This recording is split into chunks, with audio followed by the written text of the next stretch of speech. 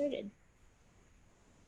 Good afternoon, Shawn. It's so good to see you today. I love your background. I can't wait to learn about it. But first, I want to just ask you how you're doing. How's your week been? It's been great. It's been busy. I got 2 kids and a lot going on. So yeah, it's good. So I feel like the school year starts on a slightly different cadence in different parts of the country. Are they back? Is everyone back in school now? I guess it's like mid-September. Yeah, everyone's back in school. My 5-year-old daughter Zoe is started kindergarten this year. She's been back for about 2 weeks. And I have a 1.5-year-old son Jasper, and he is not in school. And I'm a stay-at-home dad now, so I'm managing that, which is very interesting. Oh my gosh, what a cool season to be in. I feel like there must be so many lessons. And kindergarten is a pretty impactful age. My own father always repeats back to me, like, you get what you get and you don't get upset. And that was what Miss Lewis taught me in kindergarten. And it really stuck in our family. So I'm sure. Zoe said that the other day. She just said that.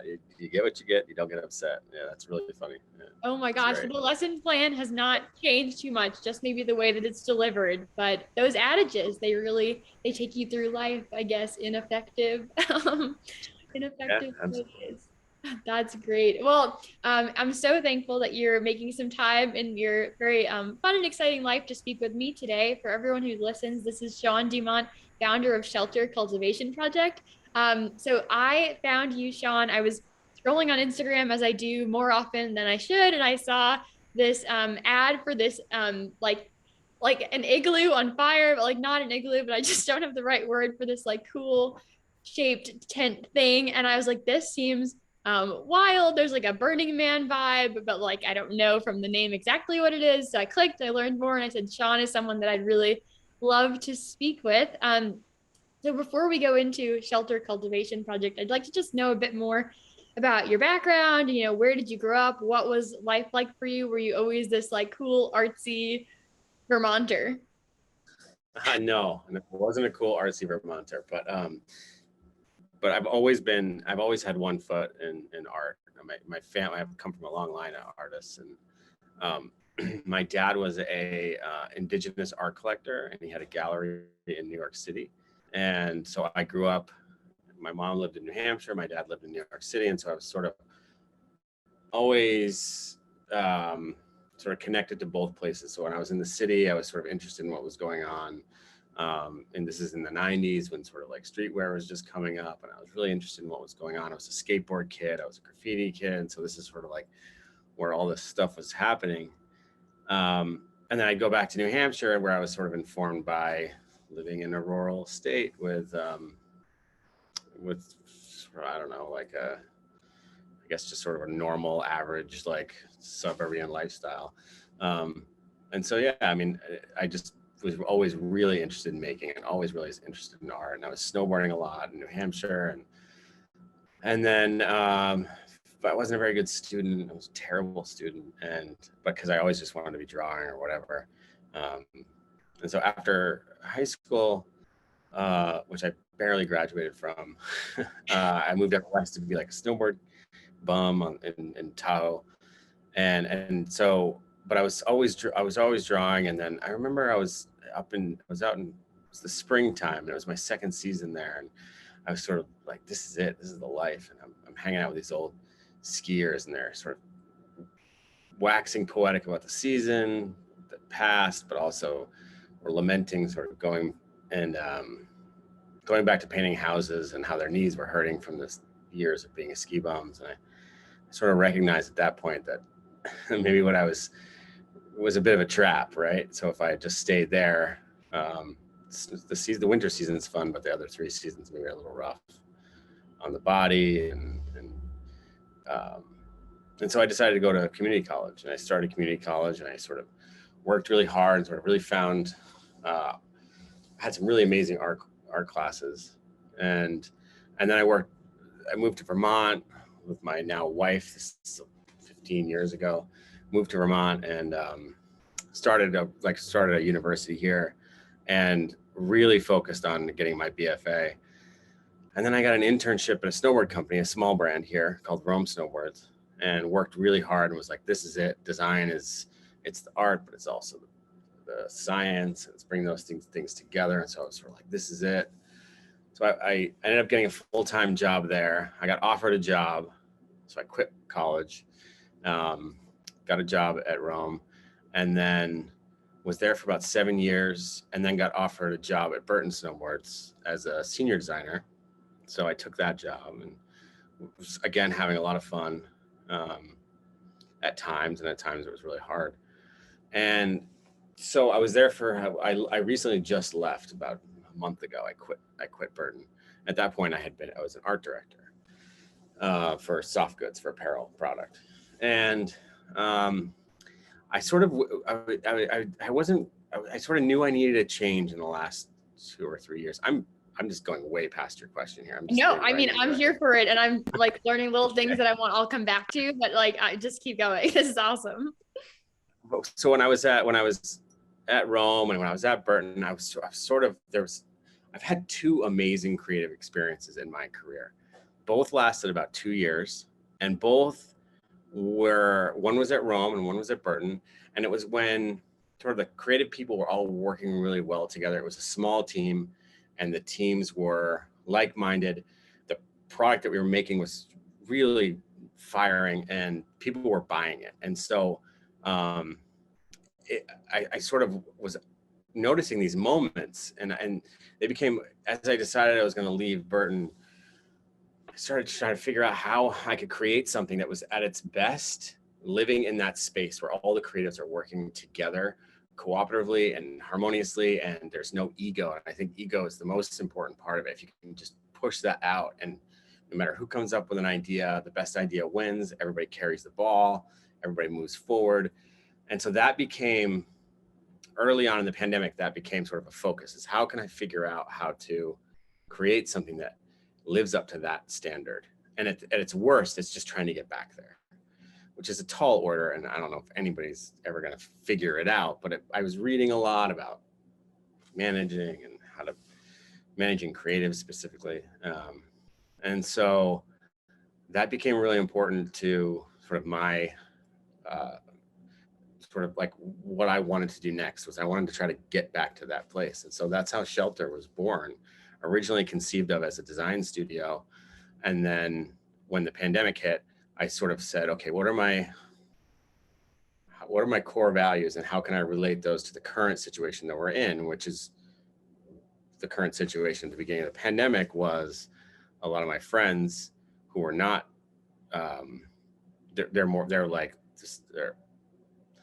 they're service industry workers, right? So I was trying to figure out how can I support them, because they didn't have a lot of work. And I kept telling him, I talked to him, I'd be like, look, there's a renaissance that's going to happen right now. Like, you don't have to worry about being a bartender or waiter or waitress or whatever you have to do. Just focus on making the work right now. And some people, that's not always that fair to ask people during a global pandemic, but some people were like, yeah, you're right. And so we were getting these stimulus checks coming in, and I had a full-time job. My wife has a full-time job. I wasn't too worried about losing it. And so we just started commissioning artists in the community to make products with me, all collaborative projects, mostly around product, like ceramic. I was working with ceramic artists to make ceramics. We were making geodesic dome candles. That thing that you spoke of was a geodesic dome. Yeah, so that's how Shelter was born. It really is like the third experience in that place, that creative, sort of beautiful creative zone, that I think it's easier for a person to, I mean, as an artist, we're always sort of chasing that, getting in the zone and just making it. It's like, when I talk to my students, I'm not religious, but I talk about touching God, like when the work just sort of flows through you and it's beyond, it's almost like you're a conduit for something else. But as an organization, how do you create that? It's a much harder thing, because everybody has to kind of be in the zone for that thing to happen. Yes. And I think that it's really important to doing good work, you know? Yeah. So what I'm hearing too is, I mean, it's kind of like a lifetime in the making. Like, and these 2 experiences that you've had at different snowboard places were maybe the pivotal examples. But What stood out to me in those stories was the way that it was the coming together of the different people that was really energizing in it. It sounded like I, there was the what of what you were doing, but the how of what you were doing it was really like impactful and special. And I wonder too, like, I think your journey growing up is really interesting, having that dichotomy of like New Hampshire life and Manhattan life is very special. And um, I wondered if we could actually just, go back to that for a moment. What were you drawing in this time? Because you said you were always drawing, but then you took these design roles later in life. And also, like, what was it like to be in New York City in the 90s when graffiti was happening, when street style was emerging, like all these things you touched on? Like, can we put ourselves in one of those rooms and go Yeah. there? Yeah. Yeah. I mean, it was so I was. It was a really interesting time, and again, I was sort of I did some core value work at the very beginning of this whole process, and the guy I was doing it with knows me very well, and he said, like, you have this. There's a part of you that's always been this outsider. Your experience in New York, you were witnessing all this stuff, but you weren't really part of it. And it's true. I wasn't a part of the scene there. I was more of just like I was exploring it, and I think it's part of being like I'm extremely curious. I just want to know about everything, and that at the time, what was going on in New York was really arguably one of the last times that like youth culture was completely defining itself in the here, in the now, as it was going on, and it was it was hip hop, it was punk, it was streetwear, it was graffiti, it was, and then street art in general, and it was just all this stuff, and it was like electrifying. I was buying records because I was into DJing, and I wasn't really much of like a spray paint kid. I just didn't have the opportunity to do it, and I guess I was always really careful not to jump in too hard, but sort of I really loved observing it. And I really loved I skateboarded everywhere around the city, so I was definitely a skate kid. But yeah, I mean, it was amazing. Then I go back to New Hampshire, and I always felt like a little bit of an outsider there, or it was like, I was really into snowboarding, but some of the other stuff didn't always resonate. The sort of like backwoods, like dirt biking stuff was really never my scene. So yeah, I was sort of like always had this. I have dear friends from New Hampshire and from New York, but yeah, I think both of those experiences really defined a lot of who I am and like where I come from. That outsider idea, and I think skateboarding and youth culture at the time was very much outsider, right? I mean, it seems kind of crazy now for somebody who's looking at, because those hip hop is so mainstream, skateboarding, everything's so mainstream, but back then it was really sort of really protected, and really sort of this. I mean, as a young kid, I was very protective of skateboarding, and the music was, if you were in the know, you were in the know, but if you weren't, like, don't wear that T-shirt because somebody's gonna call you out. You're It was cool. a poser. Poser, right? Yeah, that word. Yeah, yeah. Oh, And now it's like I don't even think that. I don't know if it exists, and maybe I'm too old and I just don't notice it. But yeah, it was an interesting time for sure. It was really fun to me to be in New York when skateboarding was coming up, and it was really exciting. I mean, before Supreme was cool, it was just a skate shop, and before, I mean, like that's now wild. my nephew was wearing a Supreme hat, and I was like, oh, that was my skate shop when I was a kid in New York, and he's like, it's not a skateboard shop, and I was like, oh, okay. You don't know Oh, what you're talking about. Just they you're don't know. It's so much bigger than what it was. It's wild. It is wild.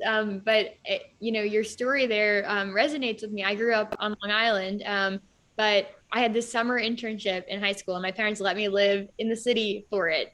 And I think being a curious outsider is, in the moment, it can feel a little lonely, or at least I thought it could sometimes, but also like it just rocked your world, gave you this perspective, maybe, or the way I experienced it was like gave me this perspective that no one else in my peer group had.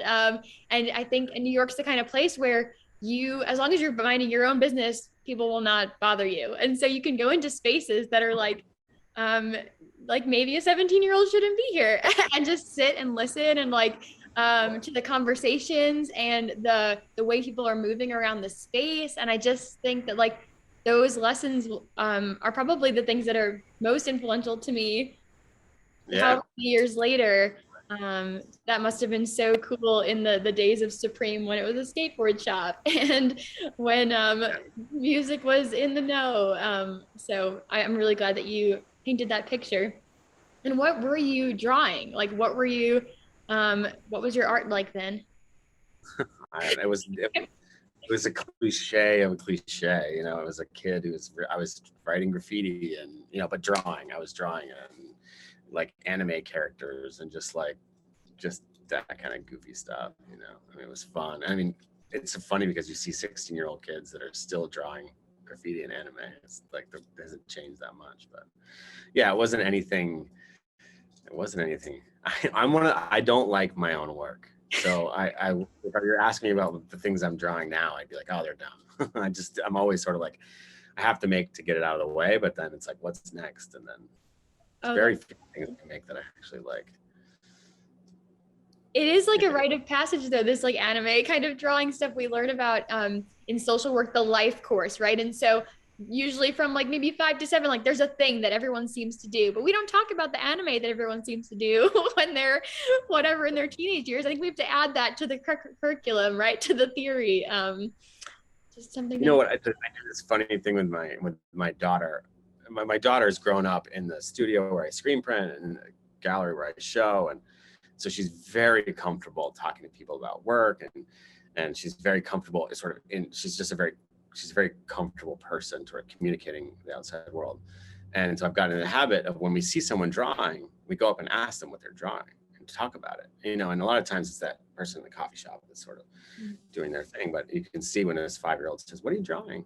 They sort of open up and they'll talk to you about it. And yeah, I don't know where I was going with that, but I mean, everyone has got some idea on their head that they need to get onto the paper. And I think that that's so cool that you're raising your daughter to be interested in opening people up. I think sometimes it's like, I mean, maybe you're going to the coffee shop because it's inspiring, but maybe you want someone to ask you about your work and it makes your day and it makes such a difference. totally.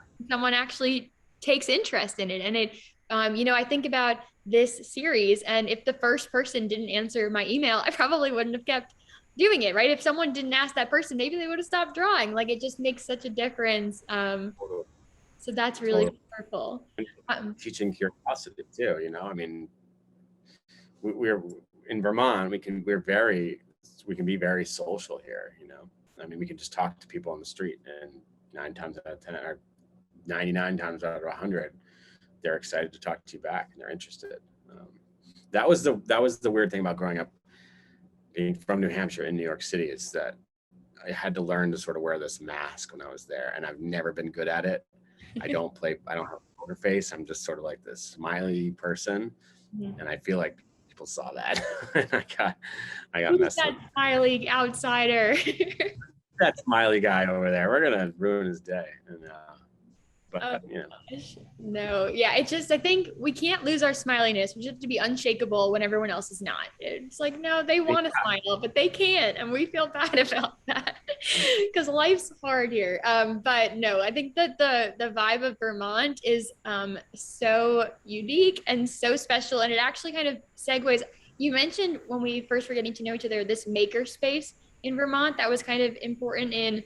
I don't know if it I don't know actually what the role of it was in your life, but can you speak a bit about the maker scene in Vermont?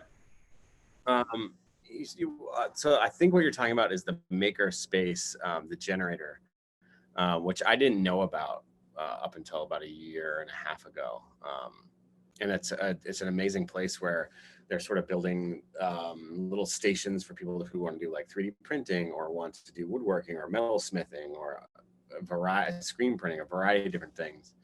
And I needed someone to build that geodesic dome on the ice. And so my wife had been working with them to have them make a metal sign for the front of her store. And she said, you know, if you need somebody to build this dome, you should really talk to Generator. They seem to be able to do anything. And so I reached out. I think first they made me my little geodesic dome candle mold. They made the mold, and then after I got comfortable working with them, I was like, they really can do anything. And so I said, I sort of launched the idea. I said, I want to build a dome on the ice, and we're going to light it on fire. And they were like, okay, so you need an engineer, you need a builder, and you need a filmer. And I was like, yeah, that sounds about right. And I had a filmer, and I had other people, but they had the engineer and the builder that were able to get together and sort of help me build this thing. So in the chronology, sorry. No, go ahead. What were you saying? Well, that relationship with this guy Seamus Hannon he's one of my closest collaborators now. I work with him whenever I can. I'm always trying to think of something crazy to like test his abilities. That's so cool. I only recently became privy to like maker spaces in general, and I haven't actually ever stepped foot in one, but they just seem like a land of possibility. Like very, very good energy. So in the chronology of like the shelter cultivation project, did you have the vision to make the dome and set it on fire, and then you made a whole other like series of collaborations after that, and like, or no, really the dome came about after I'd been making product with Vermonters for a long time, for me not a few 6 months or so, but the product that was coming out of it was really interesting and really exciting. I was like, okay, this is cool. Now I need to figure out what I'm going to do with it all. And so I decided to build this store that we're in, and then next, right outside the door here is a long gallery. And so once I established the space for the shop, which is an old bank vault in a very cool building in Vermont, it's called the Karma Birdhouse, and it's basically artist studios, design studios, web design, anything that you can think of in this building. There's just a bunch of people working, a lot of creative people. And then in the basement is an amazing design studio and a screen printing shop where I teach. And so my point was, once I had established that I was going to put this shop together and I was going to have this gallery show, I wanted to create a show poster, sort of an announcement that was going to really grab people's attention. I wanted to make something that people were going to, most shows, art shows or gallery shows it's like somebody's artwork and it's, and that. I was like, I have 30, 40 people in the gallery show. All of them are amazing and all of them could do a wonderful poster. But at the same time, I don't want the gallery show to be about any one person. And so I wanted to create this visual image that to me really sort of visually signified what I was trying to do with shelter, which is, the shelter, the geodesic dome on fire is really about this sort of like, these just geodesic domes came from this utopian ideal. Buckminster Fuller, but then the sort of hippie counterculture really sort of embraced it as this new way of building, right? This new thing. And so I kind of wanted to burn that down and try making something new, and sort of that idea of like trying something, going full tilt into it, being, completely embracing it, and then just lighting it on fire and saying, oh, let's try something else, So that was sort of the concept behind the dome and how it relates to shelter, but then having it as a visual image to represent, and having something that was so like visually impactful that people wanted to sort of wanted to sort of, what is this about? Like, who builds a giant dome? Like I left you don't know if it's in the snow or if it's in this. People have said, I thought you built it in the sand. And I was like, well, I wanted you to kind of not know where it was. I wanted the background just to be very sparse and very flat, and then just have this beautiful dome image, It's spectacular, and it's so captivating. I love the story behind it too, and how it's not a work of one specific artist, but is meant to be representative of their coming together, actually, which is different than any individual. So one of the phrases I think was on the website, or maybe it was from our conversation, was you talked about outmoded creative structures and kind of how this maybe was partially a response to that. Can you speak a little bit to, how you came to feel that way, and Also, we kind of skipped over how you got to doing design work. You had touched a little bit about your art classes in the community college courses that you took, but like, how did you end up in the design world, and then what was outmoded and all those things? Want to go there first? Yeah. Yeah. So I think I can probably wrap it all together. Yeah. So, I mean, I went to school for fine art. So I was a printmaker, and was always making, again, printmaking, just sort of, I really always loved the process of printmaking.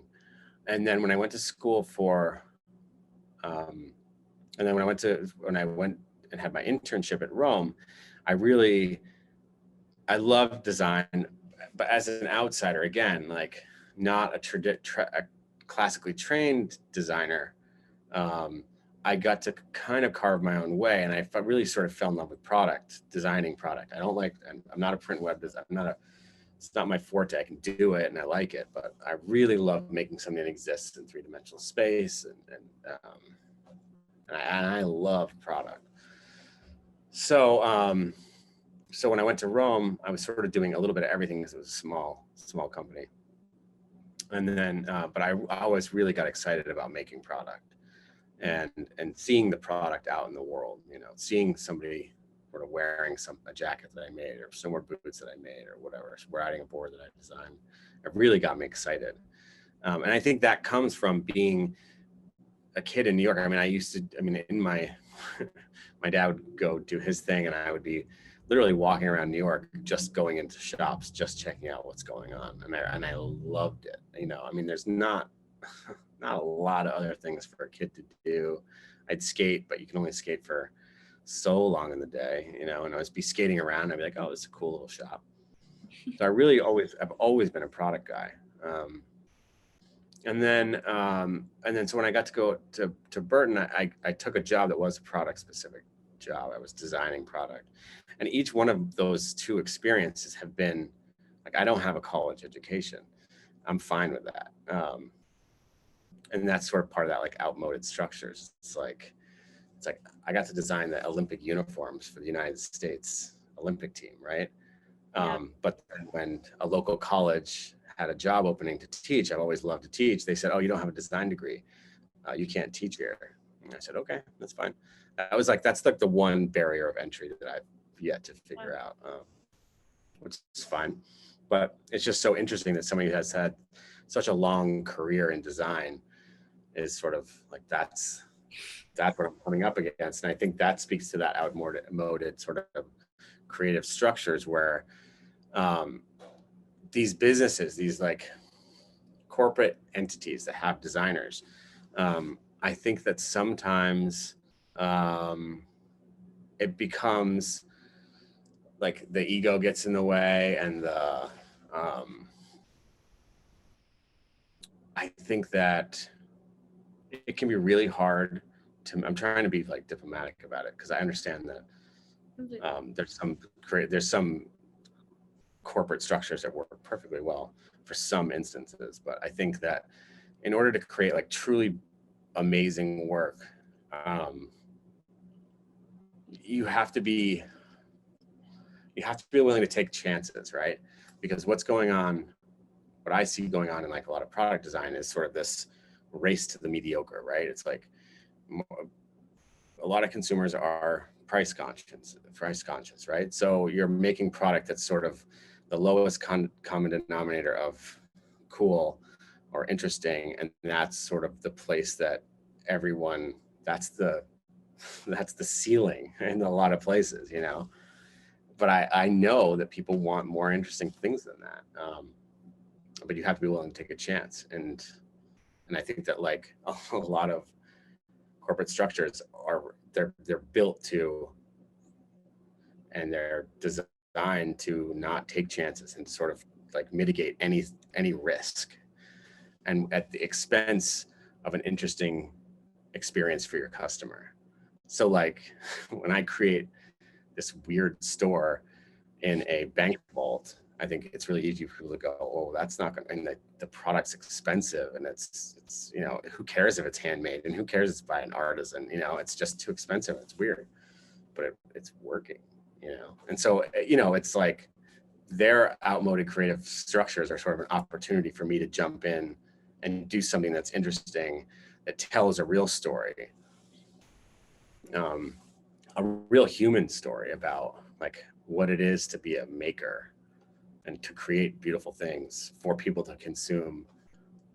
This isn't Target, I mean, my mugs are expensive, but that's because the person who made that mug got a fair wage for it. And then the person who fired the mug, their studio got, they paid for that. Or you can go somewhere else where the people aren't making a livable wage and the product isn't going to be interesting. It's just going to be a coffee mug. And you're not going to look at it and go, oh, I remember that coffee mug. That was from that weird little store that pop up that strange man built in the old bank vault in that crazy building. You know what I mean? So it's like, if you go to my house, it's full, but everything has a story. Like I want the things to be from my travels, and I want my kids to sort of understand that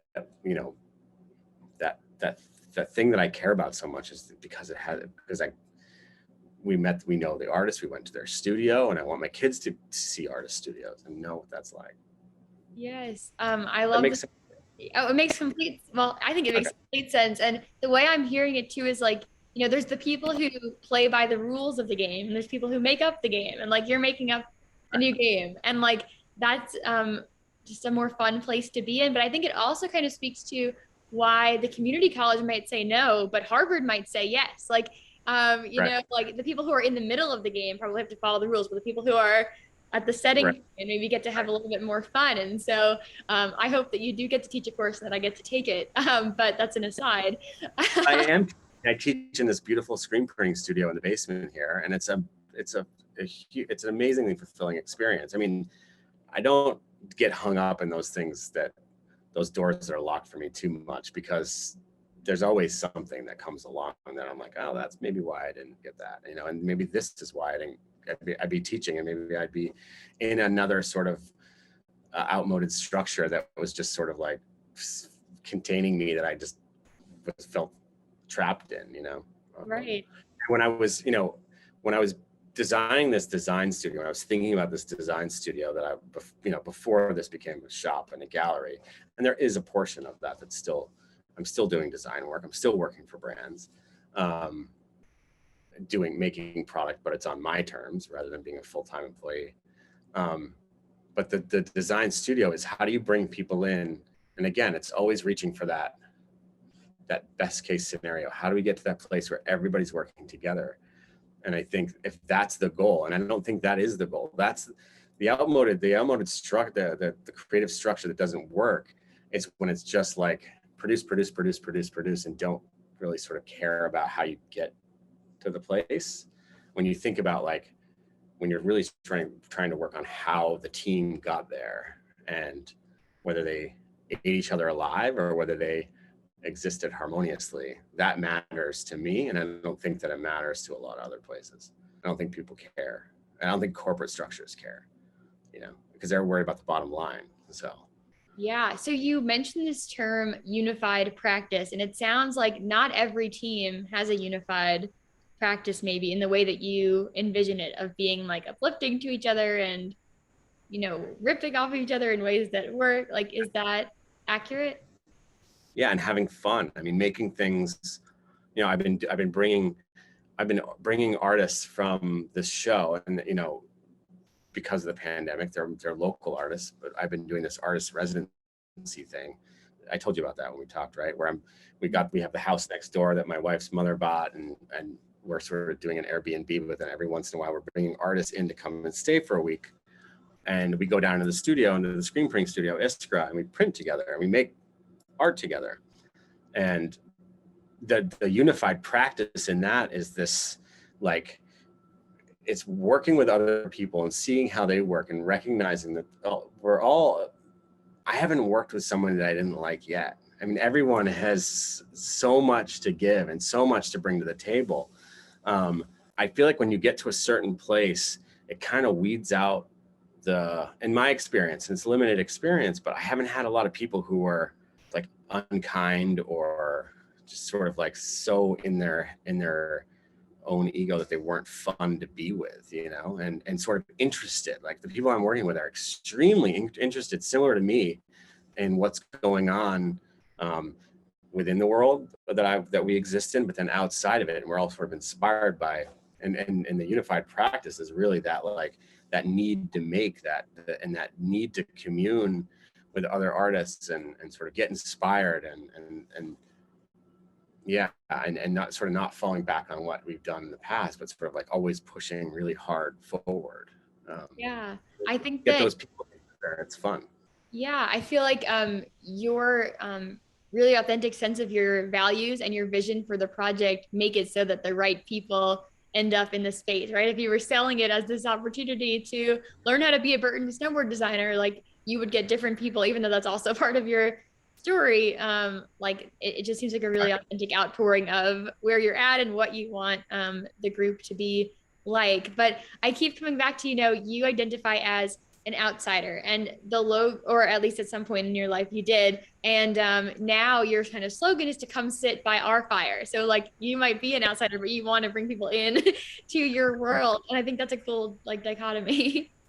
Yeah, that's really interesting. Yeah, and I think that's come sit by our fire came up from sitting around a fire when we were camping last summer, because that was something safe we could do as a family, and sort of just thinking about like how, like, what is it to bring people together? Like, what does it mean to bring people in who maybe aren't comfortable with the creative, where I'm raising my kids to be very comfortable in this world, but I know what it's like to be a person who is an artist and to walk into a gallery and to feel like an outsider. I can't imagine. I'm an artist and I feel uncomfortable, or to be a designer and to walk into a design studio that I've never been to, or as a skateboard kid to walk into a skateboard shop and feel unbelievably uncomfortable because you sort of haven't. And so how do you pull that apart? And how can I build an environment here that's just not that? It's being authentic. It's being honest and open and inviting people in and wanting to tell the story and not being too guarded or too cool. And sort of, when I teach screen printing, I watch the class come together for the first time. In the first class, everybody's so nervous because everybody's sizing each other up. And so I see my role as a teacher is to be the goofiest, sort of like most open person that I can be. And that sort of gives everyone the license to be themselves, because if I don't have to worry about being that big of a dork, like that guy, He's got that name over him already. Yeah. So I'm not going to be him. He owns the like biggest goof in the room, and I think that if you can do that with people, if you can just sort of like get to the meat of the heart of it quicker, how do you get to the heart of like community quickly? You just sort of put yourself out there, and if people don't like it, if they judge it, well then they don't get it, and that's fine, and like if they're that kind of person, it's really not much of a loss for me, it's more of a loss for them because we're dealing with ego or whatever, but Right. that hasn't my experience with this. Everybody who's been to Vermont and done my residency or been to the show, it seems like it's been unbelievably well received, and they love it, and they feed off of it, and they want to know more, and they're Yeah, so maybe you could speak to, for like the residency and for the people, the artists who are showcased, how like intentional have you had to be in like cultivating that group? Or if you could, I guess, think about like what is the magic that's making this always a positive experience? Is it because you're speaking about it a certain way? Are you like advertising at all? Is it all word of mouth? Like what's going on there? Yeah, I don't really know. I'm trying to figure out what the magic is, right? Like, I don't know. This feels like it's that sort of third experience for me, that sort of the next, like, okay, this feels right. Now it's like, how do you sustain it? And I think it is about the people that you are choosing to work with. It's when I started this, it's really, it's 40 of the gallery show. This shop is a lot of people but the gallery show is, and I'll send you pictures so you can have them for your community to see. But the gallery show is really 40 of my favorite artists working today, all with I wanted to have some sort of consistent counterculture, sort of bright, positive feel for this show. I had worked with some of them. There's about 10 local Vermont artists, and I know all of them pretty well. Some of them I don't know.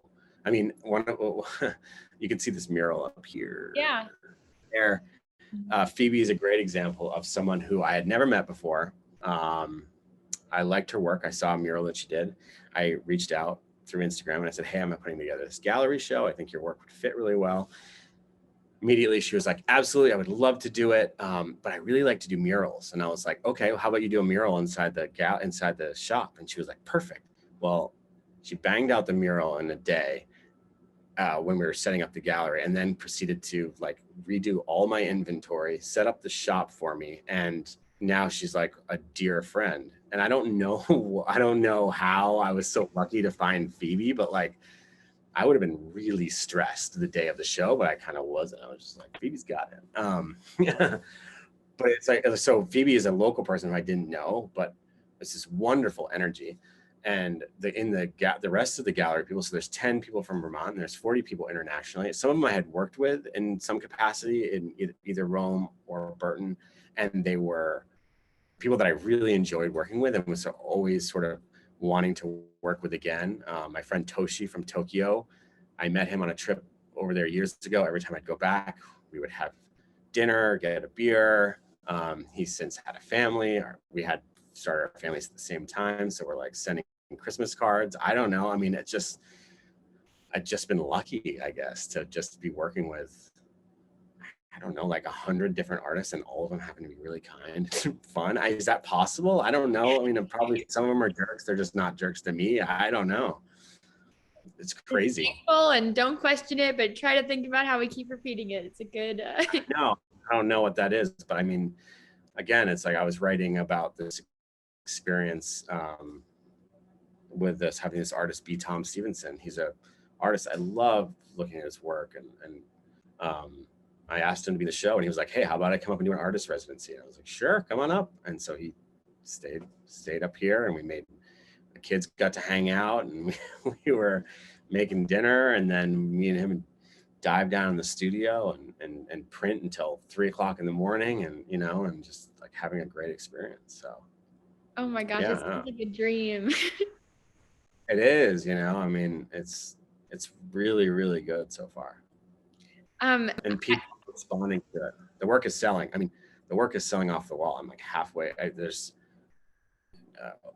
80 pieces in the show, and I've sold half of them in a month, and I have 2 months left. So people are loving it. It's great. Oh my gosh. Yeah, I looked at the shop online the other day, and I was like, oh my gosh, there's so many amazing pieces and so many things that are everyone's grabbed them already because they are so special. I want to. I'm not putting a lot of stuff on. Sorry, go ahead. No, I think there was just like a slight lag, so I didn't mean to speak over you. What's in the store is such a small portion of what this whole project is. It's really, the store is the things that I made with some other people, but the gallery show isn't represented online. It's really just the community that can come in, or people can hit me up through Instagram. I mean, to have an online store and to be able to have people buy things directly from Instagram is amazing. I mean, Instagram has like I think talked about this. It's flattened out the sort of, it's democratized the way that artists and their community can sort of interact. In the past, the gallery system was sort of, and again, it's this that the gallery system in a lot of ways is outmoded, in that they were sort of the gatekeepers to consumers' eyeballs, and now as a person who loves art, I can reach out to an artist through Instagram and DM them and say, I love your work. Like, that's an amazing, it's so good for an artist to hear that. It's just to hear someone, and I do it all the time. I've gotten in the habit of just, I scroll too much too. And when I see something I love, I don't just, I DM them and I say, I really love what you're doing here. I don't have to give a reason. I can just say, wow, good for you. Like, And that, you know, 9 times out of 10, the person says, "Oh, thank you so much. That means the world to me." And it's like, yeah, good on you. Just keep at it, you know? Yes. And I think that like sometimes, yeah, sometimes we maybe we're nervous to do that again. And I don't know why, but do it. It's Tell so your true. artist friends that you like their work if you like their work, because it's important. Yeah.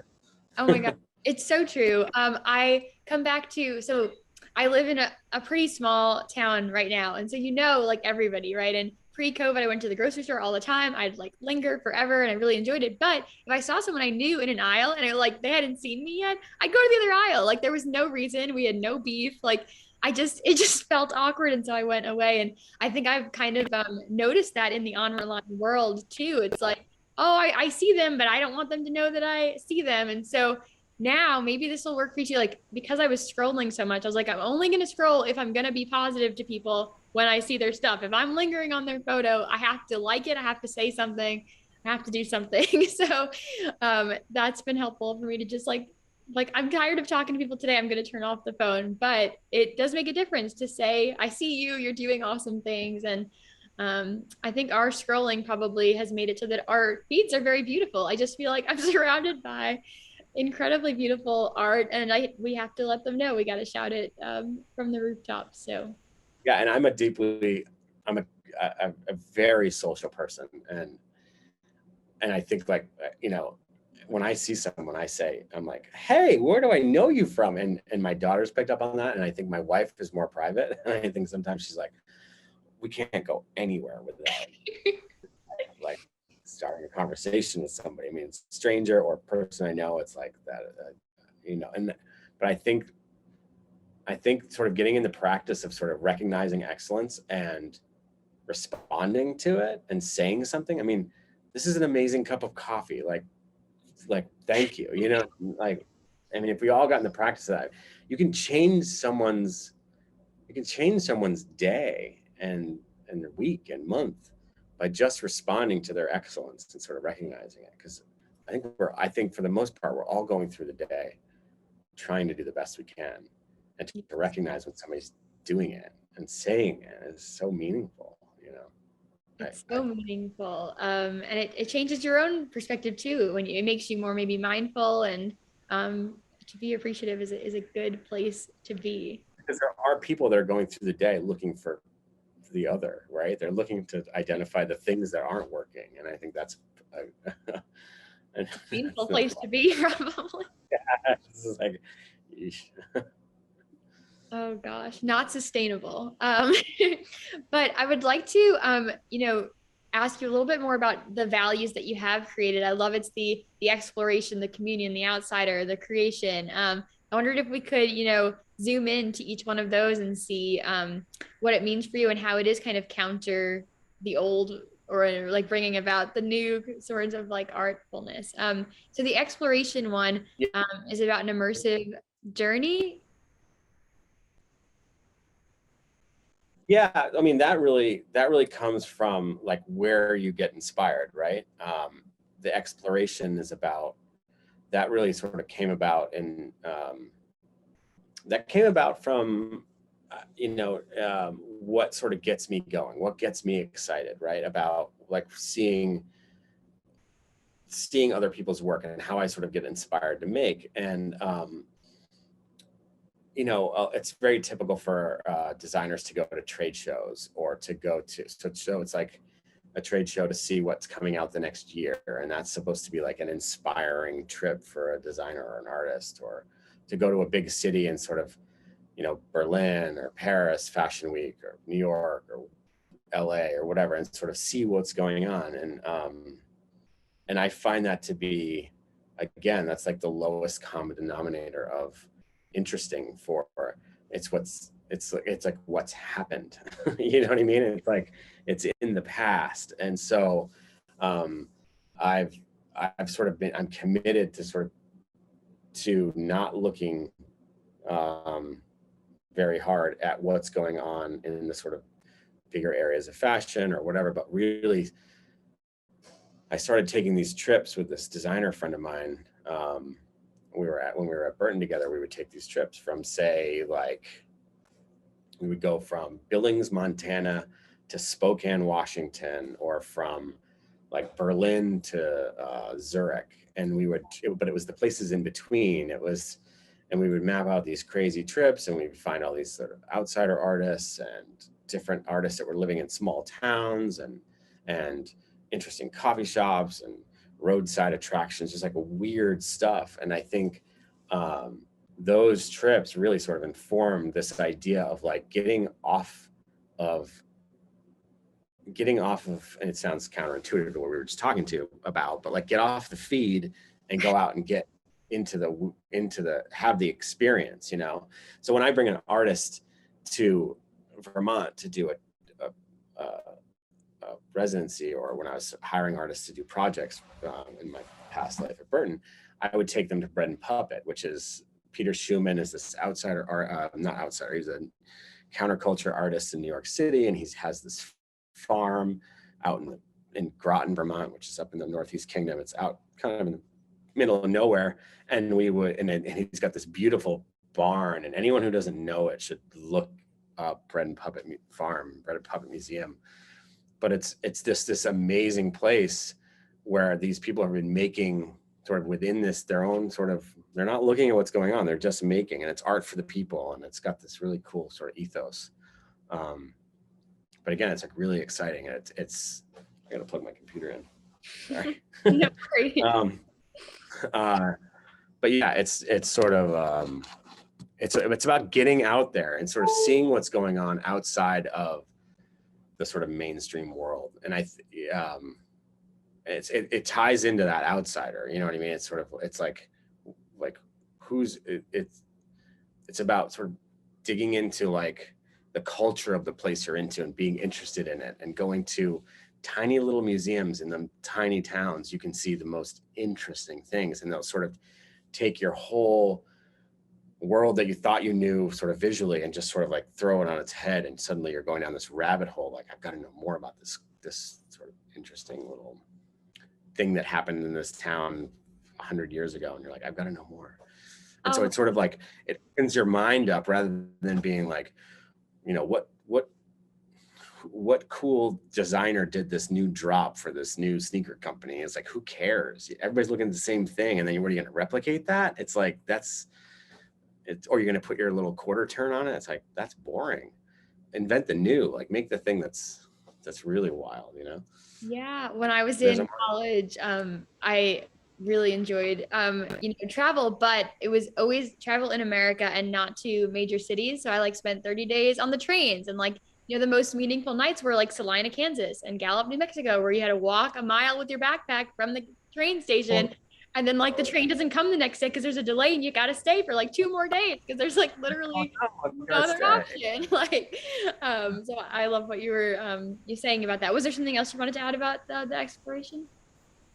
I mean, I just think it's like, I mean, I think we're living in our culture right now is very sort of, we all appreciate that idea of exploration, right? We're all like, sort of, everybody's living their van life sort of, but it's more than just like going to the scenic overlook and getting the selfie. It's like digging in, finding the studio, like finding the artist studio that's doing something that's like really unique in the middle of nowhere, and going and saying, I'd love to do a studio tour, because they want to tell you about it. People, I mean, if they have a presence in social media or in a website, they're trying to tell the world about it. And so be a consumer of it, like go and meet them. They want to tell you about it. And whatever the circumstances of why they live where they live could be equally as interesting. You know, I mean, going from like that trip from Billings to Spokane, Washington was amazing, and meeting these people who they're diehard like rock climbers or something, and so that's why they live in the Tetons. But at the same time, they're making these really interesting bags for other rock climbers, and so, but their aesthetic is so sort of unique to that place, and you know, we're all like, this one experience in Driggs, I guess it's Montana. I just remember it was Drake something. But we were just like we were so on fire about what they were doing. It was so sort of exciting for us to be seeing their workspace, because I love seeing a studio. But then they were so excited to show us what they were doing, because we were just sort of honestly interested, Right. It kind of brings me to so the next value that you have is the communion and this dialogue in collective Yeah, collaboration, yeah, or even just knowing each other. And maybe you could speak a little bit more about that value. yeah. And I mean, it's exactly what we're sort of just getting to, where it's like in the exploration, there's when you meet the sort of like mind, it's sort of building community and building community around that. And I think that's this shelter project really touched on the communion part of, I mean, it touched on a lot of different things, but like the communion part, the sense of community within this shop. I mean, working and making things with other artists, like my community, and then my extended community. A lot of people I had never met before, but now we're all stronger for knowing each other, because everyone brings something to the table in this experience. It's not always the case, but in this experience, everyone, it's like I'm working with someone, a ceramic artist. Their skill is the ceramic artist. I just kind of have a general idea of what I'm looking for, and I'm never sort of so dogmatic about what I'm looking for that I don't. It's a conversation, and so it's a riff, and that beautiful thing comes from me asking, building the bridge, and then them sort of taking it and running with it at the best of their ability with their sort of knowledge base, their years of experience as a expert.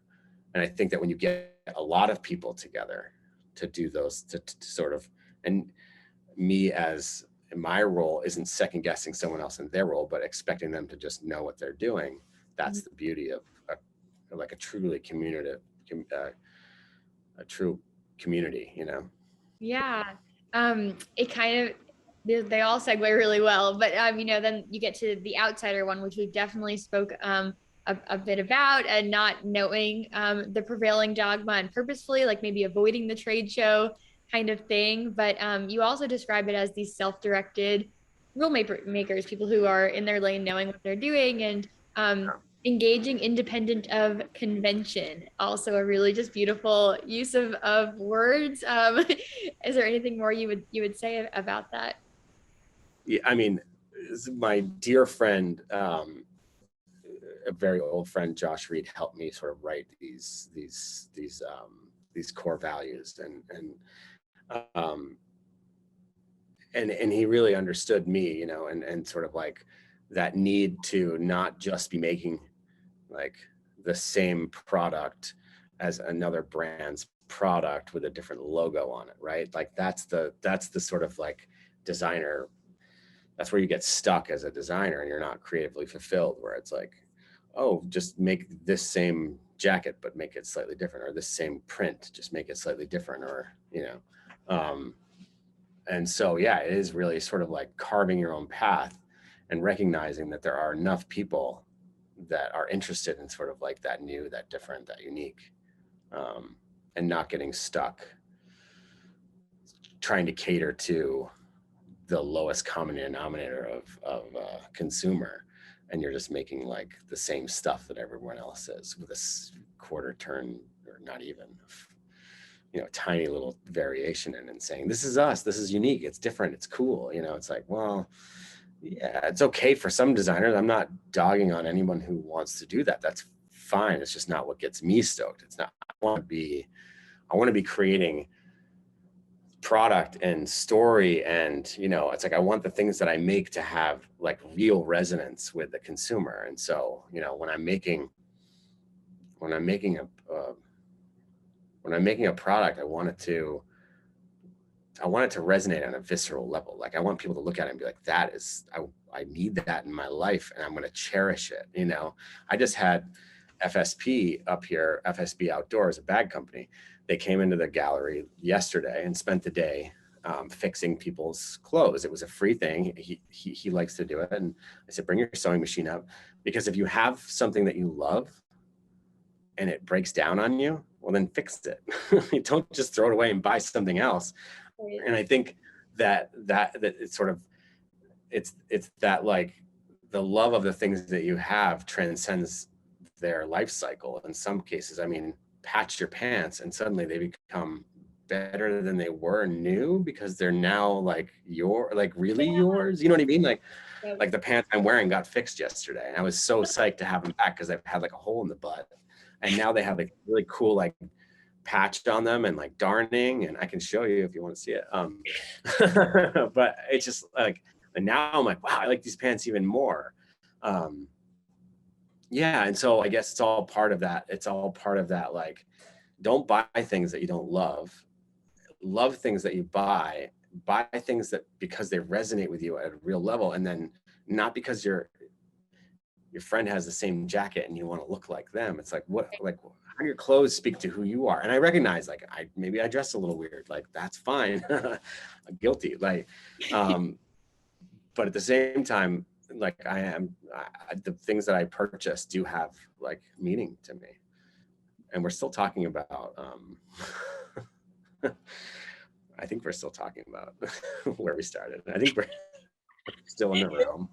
It all ties to each other, which is great and as it should be, and like kind of part of that awesome synchronicity that comes from those magic collaborations. I think, you know, the final value that we haven't directly acknowledged yet is the creation and this idea of labor in creative joy. And I kind of think that those special things that you gravitate toward in the world, that you purchase, products, whatever, more often than not probably come from joyous collaboration and creation. Like if someone is like not finding much joy in what they're doing and then producing it, I don't know if it's going to bring me much joy ultimately. Totally. I mean, the best, like I was saying, like those moments, those beautiful moments that I'm sort of always trying to get to. Yeah. The reason that they're so important is because the best work comes from those moments. You know, when you have as a designer, when you have a developer or a collaborator, a developer at the corporate level or a collaborator at what I'm doing now, which is sort of not corporate. I've sort of gone back down because I want to work with people when you have a developer and a merchandiser that you really are riffing with, when you're really sort of like in the soup with them, that relationship, that trust is joyous. And it's like when everybody comes back and you see, you know, when I get a bag in from my friend, Heather Boson, who makes bags, or when FSP shows me a bag that they made with the fabrics, and sort of like the project that we've been working on, when it comes in and I go, oh my, it's like, I want to cry because this thing that we made is so beautiful.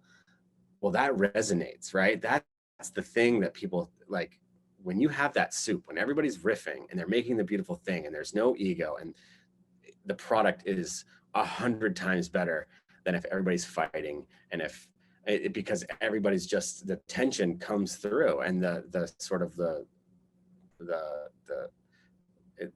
product, you can see it, it's just a mess because everybody, it's sort of, well, it's got this thing that this person wanted and this thing, but together they just don't make sense. But when there's the trust there, all the people, the real joy of making, but also the joy of making at a personal level, like just being in the studio and me making by myself, doing a drawing, and then sort of sitting back and looking at the drawing and saying, wow, that's pretty cool. Like I did that. And granted that for me, that doesn't last very long. It's very fleeting, but I do have those feelings of like, like, wow, I made something. And I think that's something that I think humans at their best are making things, right? I mean, whether it's like making a baby or making a beautiful piece of product or making a house or a home or making a family, like whatever it is, that's at our best. And then I think at our worst, we're destroying things, we're breaking things, and there are people that are wired to do both, right? And so as an organization, how do you create a community or an organization or whatever you're building, your community? I mean, at the end of the day, it's your community that is all positive there to make, to like be the most beautiful human that we can be, you know? Yeah. I That think sounds cliche, but sorry. cliche is great. It's warm and fuzzy and accurate and good. And It's warm and fuzzy, like who cares, right? I mean, it's who true. cares? You know what I mean? Like, yeah, I'm being cliche, or not cliche, but kind of corny. But at the same time, like, I want to be corny and be happy rather than trying to be cool and be like Miserable. miserable. cool. Yeah. You know what I mean? Like the air. No, I get it. And I think it's so just like a privilege that you've had these two moments that felt so good and so right so that you know what they look like or feel like and so that you can try to emulate them. I think part of that is probably just internal to us. We know what it feels like when we're working with people and it's happening in a great way. But like part of it too, just to have been part of it, I think is helpful. And I wonder That when it's there, right? Like to be like, this is good, and then to recognize. I mean, it's like being in a relationship. Relationships they have their ups and downs, but the relationship you want to be, both people in a relationship should be aspiring to be at their best, right? And if within an organizational structure it gets tricky because maybe there's some other sort of other thing that people are trying to figure out, whether it's like, trying to climb a corporate ladder or whatever it is that sort of like enters that scene and sort of disrupts it. yeah. But Yeah. sorry. So when we started this conversation and you shared like the big picture story, I talked a little bit about how it seemed like it was a lifetime in the making. And those two special moments happened when you were in more corporate settings. I wonder from your perspective, like, do you think Shelter Cultivation Project would have happened the same way had you not had those years in those different like leadership roles and in a system that was kind of like came before you and that you stepped into? Right. Really interesting. Um, this project is fully a product of its time and its place and where I live and where I am in my life, and sort of, I mean, there's a million different scenarios that could have just gone one way or another. A conversation I had with somebody. I mean, it's this whole thing is really, it's like if I hadn't gotten involved with Iskra when I did the screen printing studio, the nonprofit where I teach, all these different things, and if I literally hadn't taken the class that I did years ago in screen printing to meet the people that I met, what I mean? It's like all these things, but it's again, it's sort of like going after everything and trying to have goodwill going towards everything that I do. I've been able to sort of like build the community, and then being able to identify the time when, okay, this project is about supporting my community at a time when they need it. It's like I have this ability to show up and say, I have this little stimulus check, you're hurting, I'll give it to you. You know what I mean? But like, let's do something together. You're bored. Like, not only are you like, a lot of artists I was working with are bored, like not a lot going on. They're like trying to find the end of Netflix. And I'm like, let's make something cool together. And they're like, great, finally. Now I'm so bored with what's going on. And so trying to identify how to do that in a safe way or whatever. But yeah, I mean, there's so many different variables that could have sort of shifted one way and this thing would be completely different. And it really is. I mean, that's why I'm sort of not too worried about what it's going to mean. The show comes down in November and then the show's going to move to a different gallery. But at the same time, I'm not sort of really worried about what's going on too far in advance, because I don't want to be, again, dogmatic about, I don't want to have this. Shelter is about the exploration, right? And so if I was to be too sort of narrow in my path to this, then it would be sort of, wouldn't make a lot of sense. So I'm just kind of letting it ride, and then having my nanny quit and being a stay-at-home. I mean, so I quit my job and then my nanny quit. And then so now I'm like stay-at-home dad and running this thing, but like it's working. So I don't know. If it ain't broke, right? Don't. It was like not a lot of sleep, but like whatever, who needs sleep, It's like too Sleep. fun. It's a season of less sleep, but it's all good. So in this epic journey of loving people, loving community, bringing people together, doing authentic art, are there any big lessons that you would share that you think have been really helpful to you, might be helpful to other people who want to be, true to themselves and their work? Oh my God, that's like a huge question. I like to drop the really big truth bombs at the end so that you can't feel like we're done. Oh my gosh. I think we talked about a lot of them. I think it's like when you see excellence, say something. I mean, recognize it and see it, and I think I don't know. I mean, for me personally, the core value work that I did was really important to sort of figuring out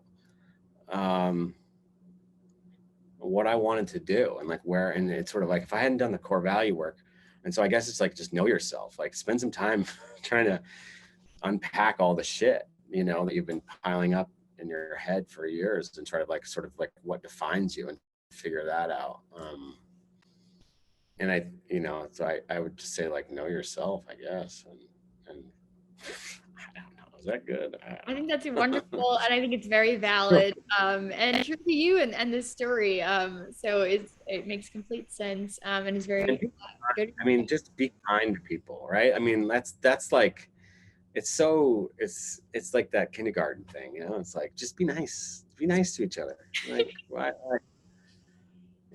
I mean, that at the end of the day, what do you have to show for your experience on this earth, right? It's like people are going to look and be like, that guy was kind of a jerk, or that guy was all right. He was kind of fun, I mean, that's your legacy is everything you have, And so, and the world I'm living for my kids is really, if I can leave my kids with a sense of curiosity and excitement. I mean, I want my kids to be excited when they see something that's exciting to them. I don't want them to just sort of, my kids have a light, right? I mean, like my daughter's in kindergarten. She has this light. It's when she's excited, she's overly excited. When she's sad, she's just unimpressed. And it's such a beautiful thing, And I think we go through our lives sort of like, and again, it's that wearing that mask thing that you have to fear. It's like you have to to navigate the world, you have to learn to sort of wear these masks. But at some point, the masks become actually who you are, right? And that's kind of a bummer, Yes. Because that light is what's so beautiful. So Oh, how do you sort of push that away? let that light shine. I feel energized, encouraged going into this week with that sort of mindset. As we wrap up, I want to ask you, what do you want people to leave knowing about you, Shawn, and about your work? And what are you most looking forward to right now? Um, oh boy. I mean, I guess, I don't know. I think we should just leave it light when we were back there. That was pretty good. I think we kind of nailed it. I think we kind of nailed it back there. No, I think it's just, check out the show. Like if you're in Burlington, check it out. If you're online, check out the gram and get excited about it. And I don't Yeah. know. I mean, do your own thing. Like I was talking to a designer friend. And he's like, "Wow, this was like really crazy, cool idea." And he's like, "I kind of want to do it too." And I was like, "Do it by all means. Like, please, like." Whatever you do is going to be completely different than what I do because it's through your lens. This is through my lens. It's got my sort of DNA all over it. But if more people were doing this sort of thing in their community, bringing their community of makers together to do these cool things, then wow, like it'd be how exciting would that be? Yeah. So I love that. There's this surplus mentality that's always resonated with me of like, if you see the world as endless potential, endless room for each person, then you can say stuff like you said to your designer friend of like, do it the same, do it too, like do it your way. And I think right. on the other side of that is like, opposite of that quarter turn kind of analogy with the very corporate standard designs. Like if something has your DNA all over it, it's ultimately not replicable, No. and I think that's really cool. And that's so fruitful, right? I mean, we've all seen artists and stuff that are sort of like really carving their own path, and then we've seen other artists who are sort of like mimicking what's going on in the world. Well, the world doesn't talk about the people who are mimicking, right? They sort of like, we all sort of acknowledge people who are really doing their own thing and sort of knowing themselves and making accordingly, and then other people resonate with it. I mean, that's the work that I love. I mean, there's this artist that I just had here. One of the things I'm excited about is these prints that I just did with this artist, Matthew Zaramba. And like, if you don't know Matthew's work, you should look at it. But he's deeply personal. Like he's doing this work on, and it's Instagram based. We did some screen prints of his work, but he's doing this deeply introspective, personal work. But the beauty is that it resonates with, anyone who has a heartbeat. Is like, I've felt that feeling before, and it's not catchy, like slogany stuff. It's like, it's real, and the graphics are very simple and it's very beautiful.